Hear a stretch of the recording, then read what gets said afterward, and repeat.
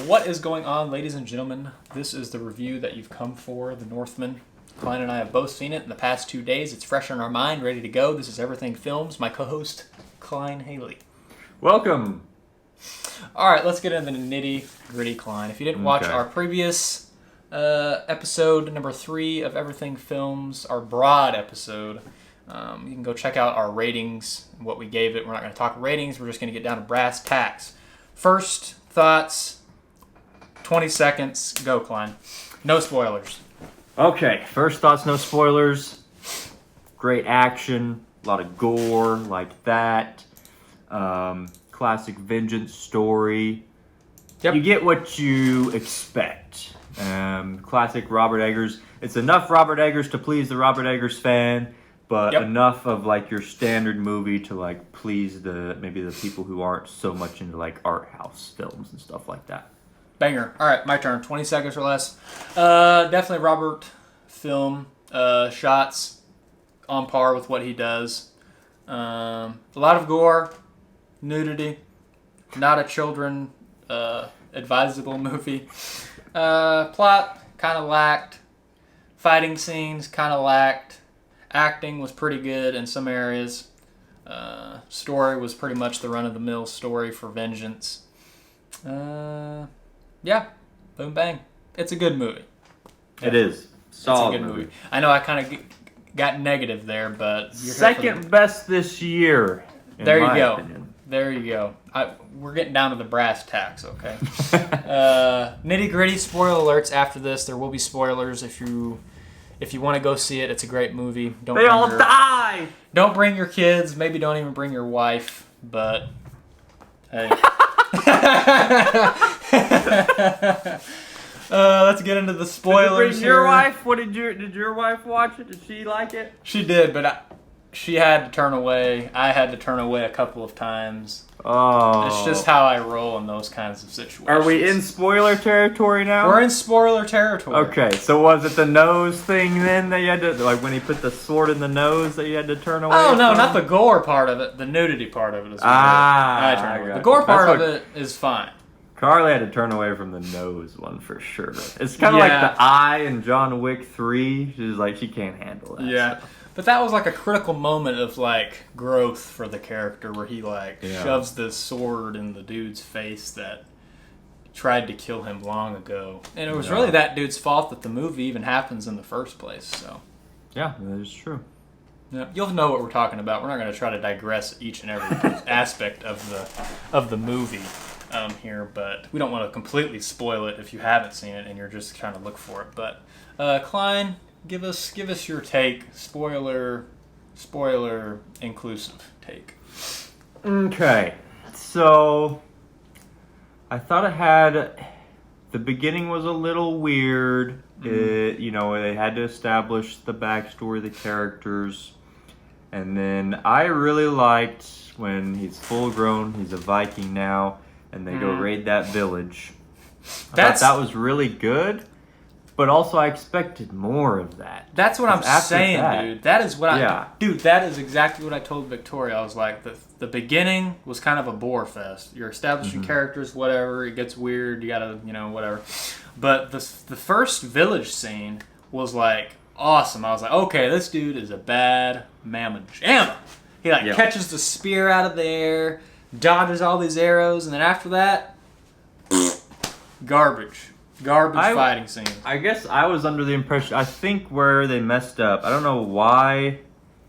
This is obviously based off Hamlet, and I haven't visited that in a long time, but I'm not sure if it was necessary to have his uncle lose the kingdom. Because I think, and maybe this gets away from the intimacy of the character drama, but wouldn't it be cooler if Skarsgard is leading a Viking army to go take back his kingdom? That's what I thought in the middle of the movie. I know you're not supposed to talk, but I had to tell someone. I was like, he's starting out with a small army to go and fight the big army. I was like, yes, this is what I want. The way he ran into battle, I was like, okay, he's going to win all of their adoration, and they're going to follow, and then he's going to go be like, I need to go take my kingdom back. Exactly, and then you find out later that the dude freaking lost his kingdom to King Harold or whatever, and he lives as a sheep farmer in some crap idol. Yeah. And I'm like, what the heck, dude? My thinking was, obviously the climax is revenge on the uncle. Yeah. But my thinking was the climax is going to be a huge battle to get back his kingdom. Even after I found out that the uncle didn't have the kingdom anymore, I was like, surely he goes back to his kingdom at some point. And he never does. He was solely focused on getting the uncle. And then at that point in time, he said, screw the uncle. And it was like, nothing. Yeah, and it was kind of weird. So I guess maybe what he was getting at, what Eggers was getting at, was the idea of like, because at the end of, when he makes that critical decision on the boat to like give the ring away, maybe, it's like, wow, this is what vengeance can do, is like you have this promise of a brighter future, maybe a chance to get your kingdom back, and you're going to go sacrifice all of that for this. But that message just didn't hit with me. And that was part of my problem with the writing, was I just didn't feel like it said enough about the problem with a vengeance like that. No. And they kind of tried to make it like, oh, he's going to save his kin and go back to do the whatever. Yeah, and I just didn't get that. I was like, I don't understand. Yeah, it just didn't have that pow that you want. Maybe if the uncle had an army or something, then maybe there's a threat that he's going to come find his family. Yeah, but the dude literally has nothing over there. And he's already killed half of his people. Yeah. Like, I don't understand what the threat was. He was like, I gotta go back. Yeah. I gotta. He'll come and find you. I was like, no, dude, he freaking won't. And then part of my problem with the action was, like, that opening village scene was so good. Yeah. I honestly felt like it could have gone on a little longer. And then we never get anything crazy like that again. I thought we were going to get it when he came back and he gave the gladiator speech of, I am his vengeance. Yeah. I was like, okay, he's about to go ham and single-handedly kill everybody.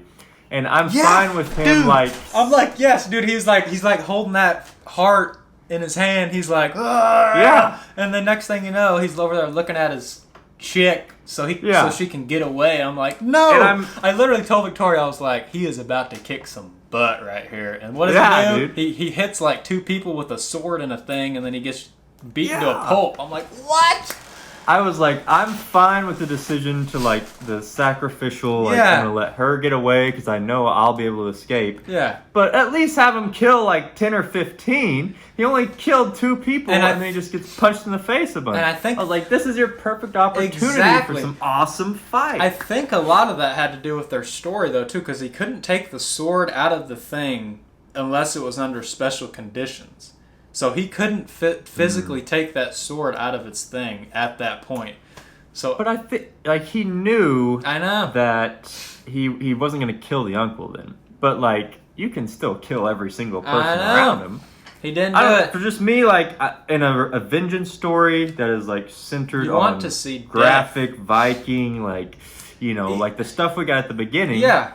And I understand the uncle doesn't have a whole lot of people, so you can't kill all of them because then you don't really have an ending. But at least have him kill a few more people. Yeah. Because he was so angry and there was such a build up. Like, that was the gladiator moment. Yeah, he killed his son and took his heart, and then he just gets beat up to let the chick run away. I'm like, come on, dude. And then you're like, okay, well, they'll make up for it at the end. But then the fighting scene at the end was horse. It was probably I don't want to say the worst, but it was probably one of my least favorite end of the movie fight scenes ever. I thought it was good, but it was just so short. So short. That was like a Star Wars battle in Episode 3. It's like it's supposed to be long, cerebral. Well, maybe not cerebral for this one. Yeah. I mean, they're freaking butt naked. Yeah, they were butt naked, dude. Stark naked. But, like, it's got to be, like, their full potential. Like, they're going all out. Like, it's Yoda versus freaking Darth Vader, dude. Like, usually one gets cut, and then, like, he had that moment where he was building up his inner strength, and then the other dude never shows any weakness. It's almost like the main character got lucky by just cutting the dude's head off. Like, he didn't even really give him a battle. It was like, literally, the dude got up, and the next swing was him cutting off his head. It was like, okay. Yeah, and I didn't buy the uncle being the main, like, his biggest opponent. Like, throughout the entire movie, we never see any proof that his uncle is any good in battle whatsoever. I know. They didn't. Maybe at the very beginning they said something about it, but when he killed his brother, other people did that for him, basically. Yep. and we never see him fighting outside of that. If anything, we see him as more of a gentle soul, which could have been a more interesting conflict of like, maybe he's not as bad as I thought. Yeah, I mean, obviously because he definitely has already won over Nicole Kidman's character from the beginning. That's why she gives him her cup, and that's why that dude makes that joke. He knows what's going on. And I saw the Nicole Kidman thing coming a mile away. I was like, I saw it so early on. I was like, surely Eggers isn't gonna like fall back on this. It happened. I mean, it is based off of like a classic story, but I was like, surely not. Like, I don't see how you could do it and not be. I will see he executed it well. Yeah. But I didn't know how he could do it without being like, well, are you kidding me? Yep. Like, obviously. The whole cup thing I feel like foreshadowed it pretty much. Yeah. But I feel like the ending scene, like, I didn't buy the uncle being a great fighter compared to this Viking dude who's been like a wolf for like his entire life, and the fight scene wasn't long enough. Like, to me, the ending had to be he kills an army of people, and then he gets to the uncle, and he has a moment of he shows his king I'm dominance. Look into your eyes, like a king dominance. He didn't have king dominance. He could have. He definitely could have, but he didn't have it. To me, the movie should have had that big final, like, fine volcano scene, cool, but he needed to really show, like, just, we needed another village scene, but one that meant something for the character. Yep. All right, and having said all that, it was really negative. It was a good. It just wasn't a movie that just you think is on my top 10 at all. It's just a movie that is just good. It gives you what you want in the fact that it's really a love story, honestly. When you get down to the brass tacks of it, it's all about love and hate. It's not meant to be really a war film, and that's kind of what they brought it up as, is my opinion. Yeah. Was like, this dude is mad and he's going to go on a rampage. It's really not. It's about this dude is mad. What is he going to choose, love or hate? And ultimately, he chose hate. So, yeah, it was something, man. I mean, all right. So let's go through our 4 score system here. We're not going to give the scoring of it, but how well did it serve its genre? Me and you, we both thought Gladiator when we first saw like the genre of the movie. We thought Gladiator is probably going to be a good comparison. I think Gladiator is better than this. Klein thinks Gladiator is not better than this movie. But they're 2 different time periods that the movie came out, so, I mean, I don't know if we can really compare them, but the plot structure of those 2 movies is very similar. So if you like Gladiator, you should like this one. It's a lot more gory and a lot more nudity. I don't even know if there is a nude scene in Gladiator. If there is, it's not. There's no nudity. There may be like a... So if you like Gladiator, this one's probably a good one to pick up. It deals with the same ideas, just in different cultural and time periods. See, to me, the best vengeance movies is John Wick. Yeah. Because it's so simple. Like, the Northman is fairly simple. It's like he wants to save his mother, kill the guy. And John Wick is the same thing. He wants to kill the guy that killed his dog. Simple. But what John Wick gets right that so many other movies fail is they don't just accept the simplicity of it and then indulge in the satisfaction of a guy dominating his opponents, laser focused on the victory. That's what we needed. But at least parts of that. Exactly. Like, I'm fine with this realization of like, well, now I have another future that's possible. And getting into that, but you still have to have. You need more. Acting. I don't know if it's a hot take, but I just didn't really like Nicole Kidman's performance very much. She just had a lot of scenes where she just missed me completely. Other than that, I feel like everybody else pretty much hit the nail on the head for the time that Ethan Hawke was in it. He was. Straight shooter. Where they were like pretending to be dogs. I was like, this man can't make a movie without men pretending to be dogs. I loved all of the like fire, like ritual witch stuff, like all the stuff in the movie was. It was exactly. So the acting was on par. Did any character miss you, Klein? In a scene, they just snapped you out of the moment. I see where you're coming from with Nicole Kidman. I really think it's more of a writing issue, though. It's just she didn't have enough time to really sell the character. I did think, again, I don't think it's an acting. I think the actor did a good job, but the older son of the uncle, I felt was a bit cliche. Yeah, But I also feel like it's a character you need to have to kind of build that thing up. Yeah, exactly. Yeah, I didn't feel like he did. But I thought, a very good job either. The main characters, though, all did a decent job. Definitely Skarsgard. Is that how you say his name?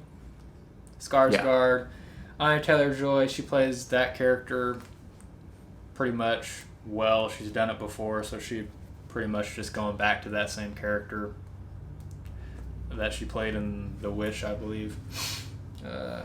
Yeah. So yeah, acting was good. I don't know if I think we've hit on all the other parts of our scoring. Anything else you want to add about the movie, Colin? I mean, obviously it's easier to go on and on about things that you thought could be better, but overall I thought it was a really good movie. I love the score and the sound design. Score and the sound design was just like spot on. That was thunderous, it was really good. It really keeps you in the moments where it kind of feels like it's dragging on, and then you just hear that beat of the drum and it just keeps it going really good. So yeah, it was great. Yeah, I mean, just Eggers he has cinema. Yeah. I love watching his movies in a theater, and it was a great time. Second best movie of the year so far.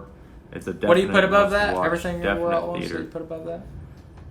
The Batman. Okay, the Batman. Gotcha. We haven't talked about that. We were late on that. I feel like it's already come and gone, the hype around it. So it's already on HBO Max, actually. So if you want to watch it, go ahead. It's probably pretty freaking good. I haven't actually watched it, so I know. But you haven't seen the Batman yet? Oh, well, maybe that'll be the next one. Or your first reaction to the Batman. I don't know if we have any more to add here. It's a good movie. I mean, he's a great director.